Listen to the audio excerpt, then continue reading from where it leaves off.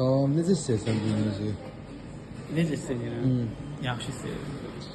Hava yaxşıdır, özüm yaxşı istəyirəm. Kitabın da burada belə durur, Bəli, qoy o da kitabım dursun. Mübarəkdir, bir daha mübarəkdir. Oxumayanlar da alsın oxusun. Bəli. Səndən bir söz soruşmaq istəyirəm. Daha doğrusu iki söz soruşmaq istəyirəm. Birinci sualımı verim. Eşidirəm. Niyə Trotski? Niyə Trotski gözəl sual? Trotski yoxsa Trotski birinci onu deyim. Mən Trotski deyirəm. Bilmirəm necə çıxır Trotski. Mən Trotski daha belə şey görünür belə. Yəni cazibədar. Trotski belə Hə, türklərin dili ilə yox, hə Trotski nə? Trotski. Ukrayna olub da yəni. Hə. Niyə görə Trotski? Belə bax, maraqlı bir hadisə var.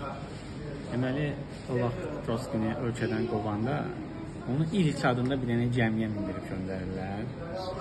İliç adında gəmiyə mindirib göndərirlər. Bu yaxşı bir bənzətmədir ki, Sovet İttifaqını həm Vladimir İliç tərk edir, həm də Lev Davidovich Trotski tərk edir. Bu bir ikincisi də bax, maraqlı bir dənə də hadisə var. Demək, mən bunu Trotskinin biyografiyasında oxumuşdum, özünün yazdığı yox. Orada belə bir şey var ki, bir inqilabdan çox qısa müddət sonra Sovet İttifaqının şəhərləri, Rusiya Sovyet Sosialist Respublikasının bir şəhərini Trotsk adlandırırlar. Və bu hadisə Petrogradın Leningrad adlanmasından əvvəlki tarixdə baş verir. Yəni belə bir nümunə verə bilərsən ki, gör Trotski mirası, irsi Sovet İttifaqında nə qədər möhkəm idi ki, o Lenindən əvvəl öz adını hansısa bir əraziyə, bir rayona verə bilib. Buna başqa Trotski mənim sonra görə deyilir ki, o həm inqilabi bir dühadır, həm nəzəri bir mütəfəkkirdir, həm Lenindən sonra ikinci bir adam idi. Amma niyə görə hakimiyyətə gələ bilmədi, bu barədə onun qalın Mənim Həyatım adlı biyografik kitablar olduğunu oxuya bilərsiniz. Bilmirəm ki, izah elədim. Əla. Bəs yaxşı, niyə Stalin yox? Niyə Stalin yox? Birincisi ona görə Stalin yox ki, Stalin bir addım gedib. Ona görə yox ki, Stalin hakimiyyəti uzun müddət zəbt edib.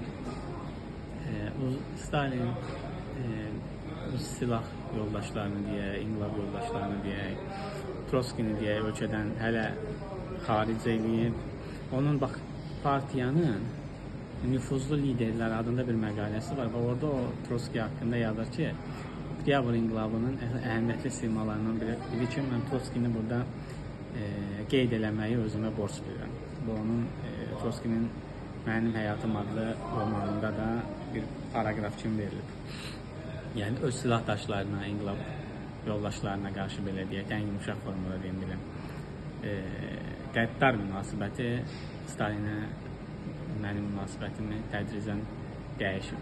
Və nəhayət dediyim kimi, hakimiyyətdə uzun müddət qalmağı bizim ölkəyə də yad olmayan bir proses olduğuna görə yaxşı şey hesab edəməm. Belə yəni, bu qədər. Üçdə, təşəkkür edirəm. Ümid edirəm yaxşısan bu yay günlərində, bu isti günlərdə Azərbaycanlı ənənəsinə uyğun olaraq, qəşəng koftan var bu arada, Azərbaycanlı ənənəyə uyğun olaraq çay içilir. Bəli, çay 2 manat. 2 manat. Hələlik.